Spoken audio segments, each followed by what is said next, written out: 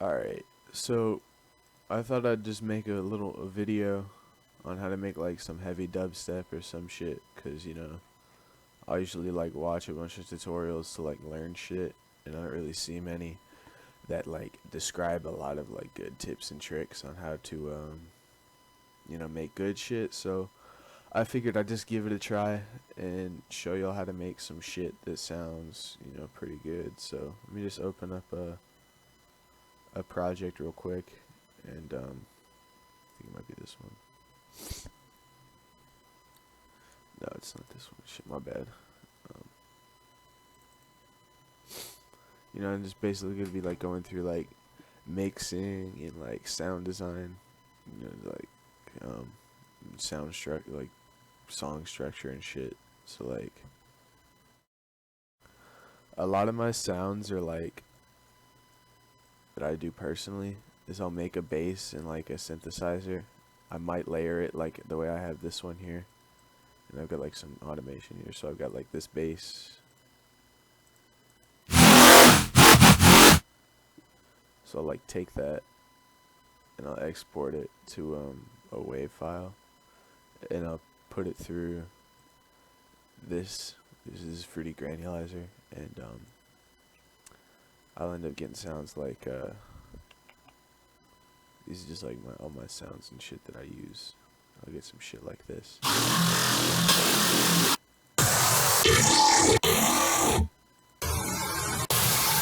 Some of them are like not mixed at all, so they sound like shit. But yeah, so I'm just gonna start a new project and then kind of just like run through. Now, like, if you want to get like some good drums or some shit for when you need to like get some good samples, so like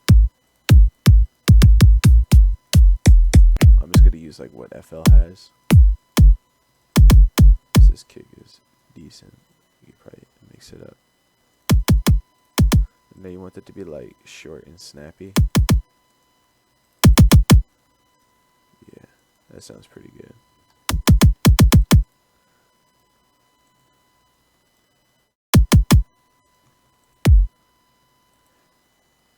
And for snares, I'll usually just use like like a punch out of any of these kind of like sample packs, or I've got some drums that I've had for like forever that I'll use, and they're pretty punchy.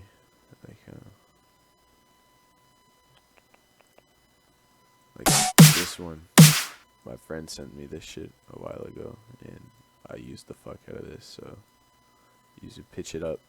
Oh shit! You get that snappy, kind of like punchy snare, and then you can just like make a little peak in the mid range and make it more punchy. And I'll show y'all how to do that.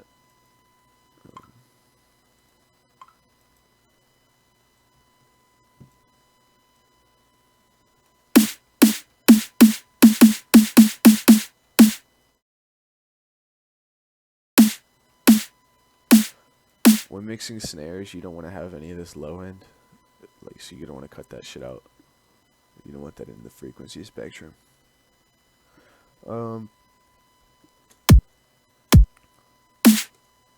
Yeah, so um, that's basically like good technique to follow for drums. I mean, like, it's just the basis though. Like, you're gonna want to spend like a lot more time finding like better samples and like mixing and EQing everything. Now onto like sound design. What I usually will go for is like I'll open up like Serum or some shit, and just for this tutorial's purpose, I'll find like we'll go ahead and take this Code Pandorum sample pack that he gave out for free, and there's some one-shot basses in here that are like decent. And then you could just take like any kind of like sound design pack or some shit if you don't have like your own sounds to use for wavetables, and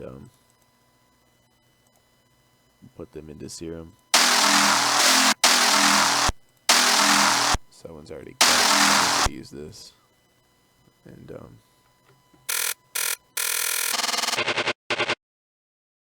up.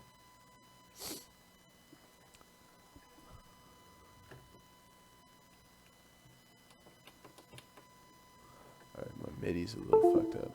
Let's fix that real quick. Alright.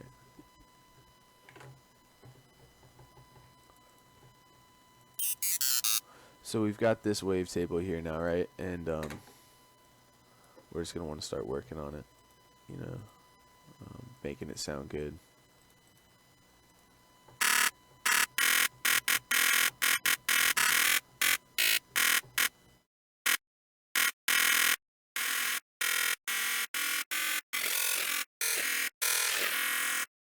Alright, what I'll do whenever I'm using like you know, imported wavetable and Serum is, you know, I gotta do like a lot of this shit to make the wavetable, you know, like fatter or whatever.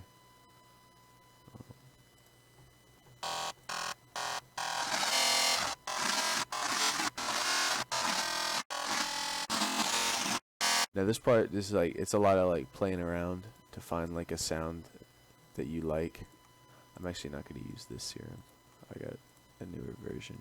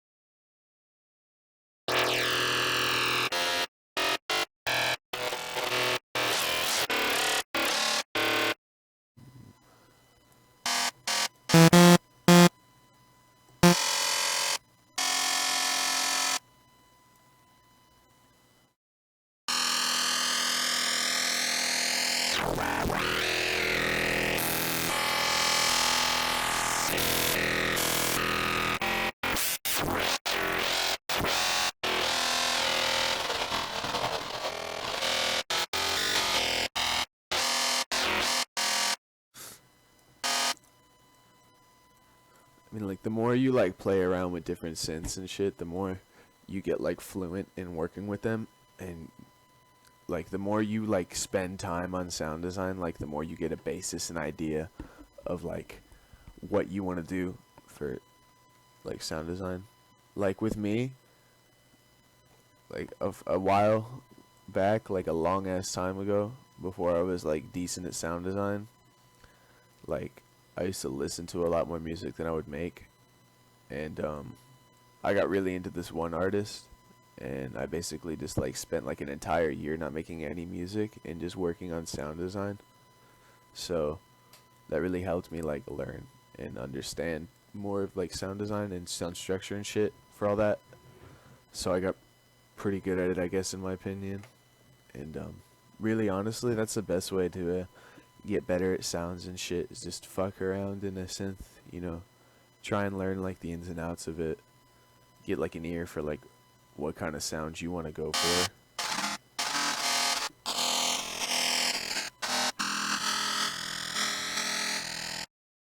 So I think we're just gonna modulate this maybe.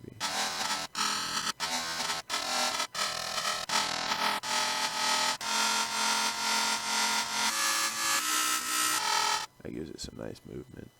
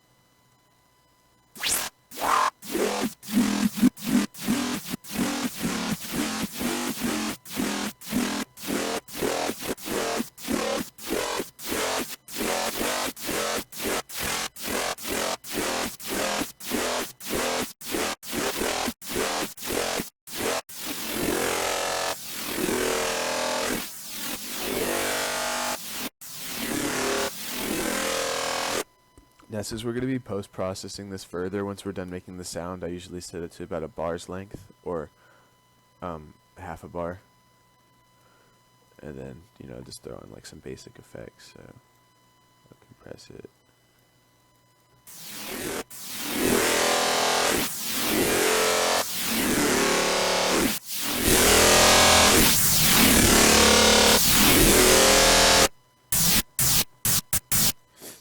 I'm getting some frequencies there that I don't like, and that's like one issue you get whenever you're working with like wavetables and some shit. I find, at least, is like if you're using basses and shit, you're not always gonna get like the best sounding wavetables. But I mean, we're just gonna fucking roll with this. Now, this is a little trick I learned from watching, you know, other tutorials. Is, you know, you can create a little peak in the EQ to find, you know, like obnoxious frequencies that you don't want to be in your sound. Like that one, it's fucking loud, so we're gonna take that out.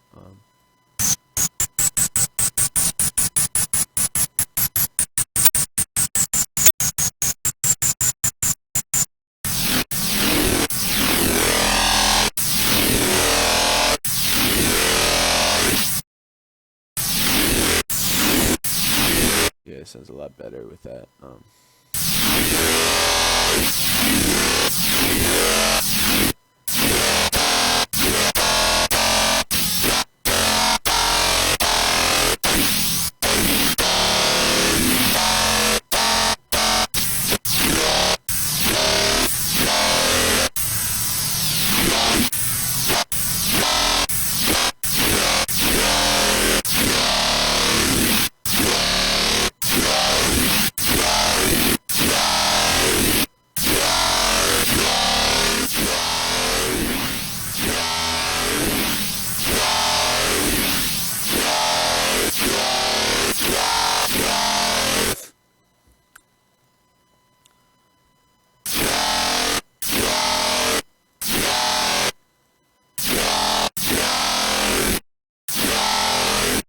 Alright, so here's what we're gonna do for this.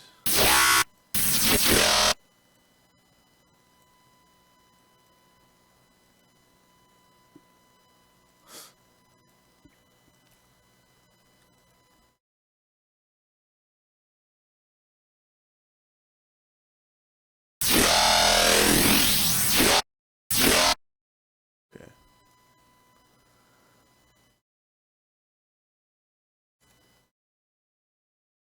So now we're bouncing this to a wave, and we're gonna run this through Fruity Granulizer and post process it, and, you know, try and make it sound, you know, fucking cool, and get something that we can use. And I'll show you a bunch of tricks and shit for Fruity Granulizer, things that you can do, you know, things you might not know how to do.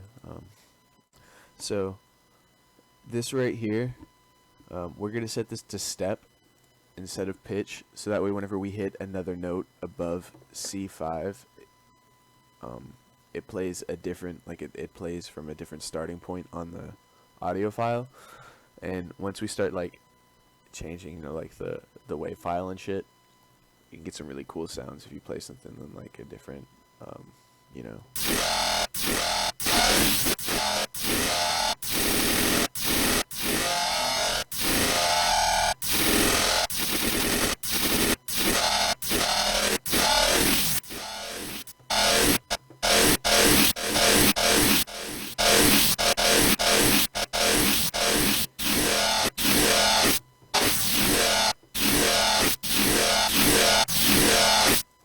Yeah, I think that sounds pretty cool.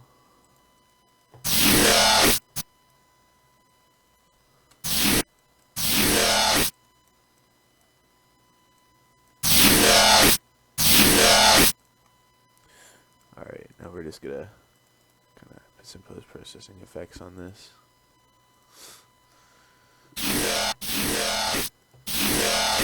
Now what I'll usually do is I'll start with wow filter, but I'll use it like really subtle. Like I'll turn this down like this much, and I've got just a preset setup that I use with a little envelope.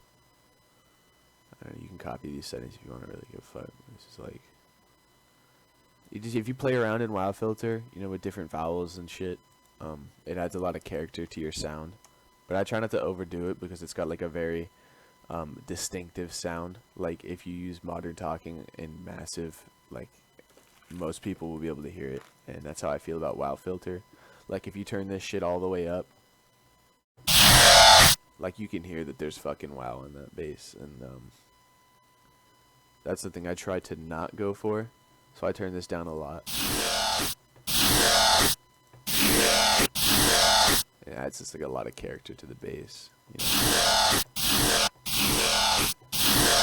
So I think we're gonna go with that for that part. And I'm gonna go ahead and get an EQ in here. Just take out some of the sub.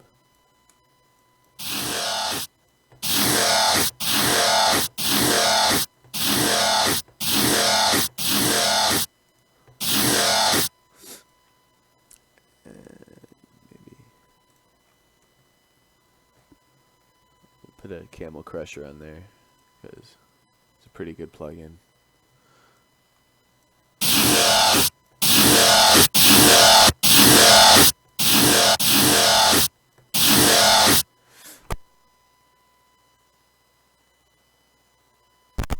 Plug my mic there for a second, my bad. But I think that's all. This sound came out pretty nice through Granulizer alone, so that's about all the effects I'm gonna do for, you know, like changing the character of the sound. And what I'm gonna do now is just add some, you know, like dynamics to it, I guess, you know, like with some delay and some reverb, you know, dimension expansion, you know, all that good shit. So I'm gonna go ahead and grab that, put that there. What I like to do on a lot of my basses, like whenever I'm having like a first bass hit, is I'll put a reverb on it, and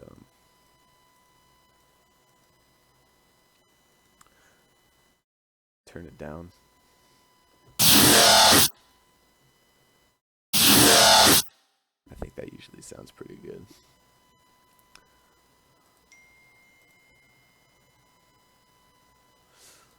Alright, we'll just ignore that.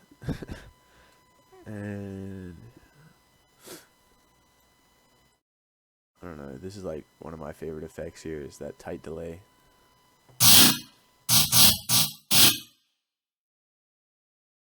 Adds that fucking nice robotic kind of sound.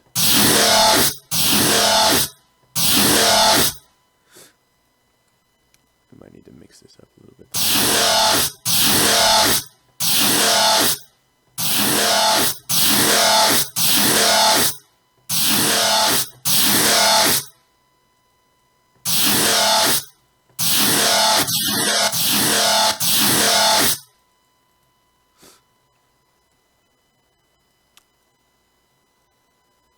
Another thing I forgot to mention with the drums, whenever you're mixing like a sub or a kick,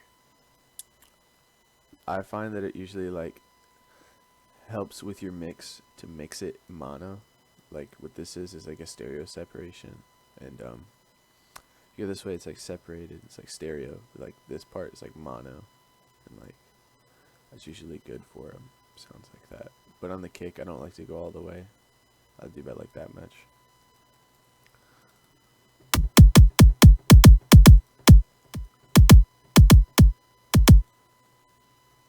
So yeah.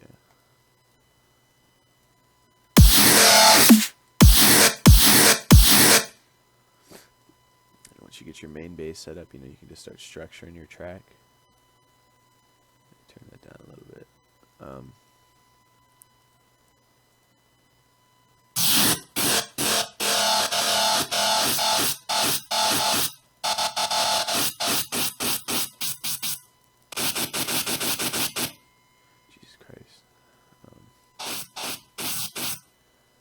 Alright, so what we'll do here is we're just going to clone this.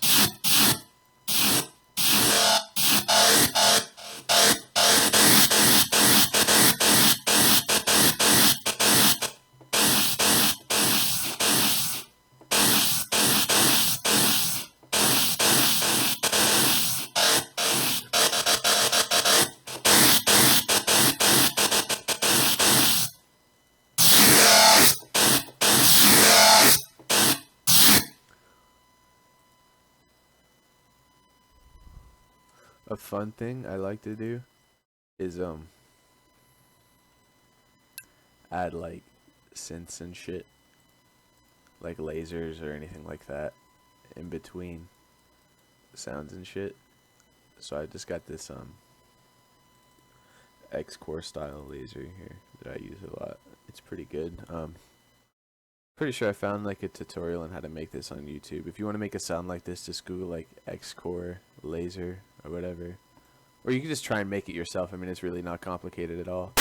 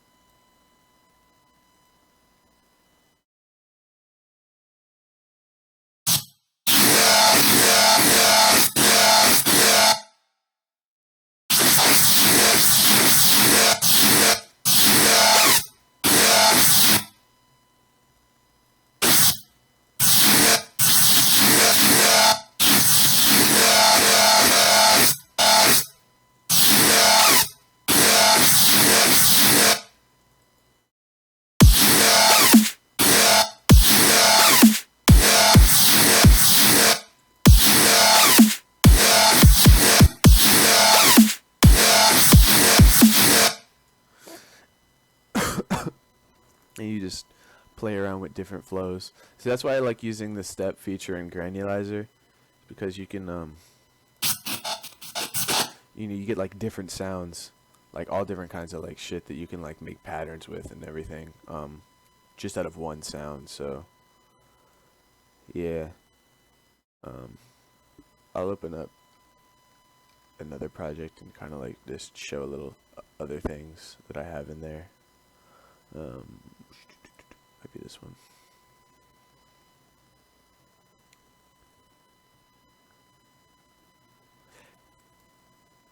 Yeah, this is the one. Alright, so I made this.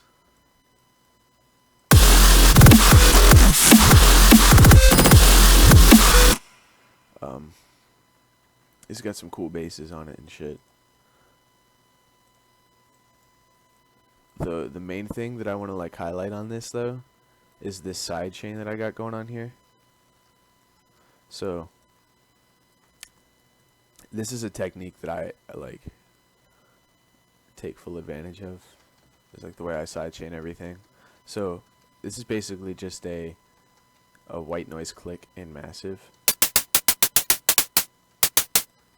And what I do is I put the Fruity P controller on this, muted of course, so like you don't have like any of that frequency coming back. And this is super good for having like a more controlled sidechain. Like I like using this a lot better than like compression and limiting or whatever, because it's a lot more controllable, and you don't have to sidechain through a kick or anything or whatever. But and you can have it like much more snappy. So like you hear how well that cuts through without like being too like slow or whatever. It's like super snappy. So once you like you put a P controller on the main sidechain control, which is the click or like a hi-hat, whatever you choose to use, and you set it up, you know, with like max volume and decay and shit. Set up the bass however you want. The bass is like basically however high you want the volume to be on the mixer. So like I usually set mine around like 20% because it's like standard volume. And what I'll do with whenever I'm mixing all my basses is I'll route them all to one bus. And I'll do the same with the sub here. I don't think I did any of that on this. Or yeah, no, I did right here. This is a bass master, bass sub. And then what you do is you right click, link to controller, and then you have it route to this P control peak, and then you invert it. And then that basically creates the side.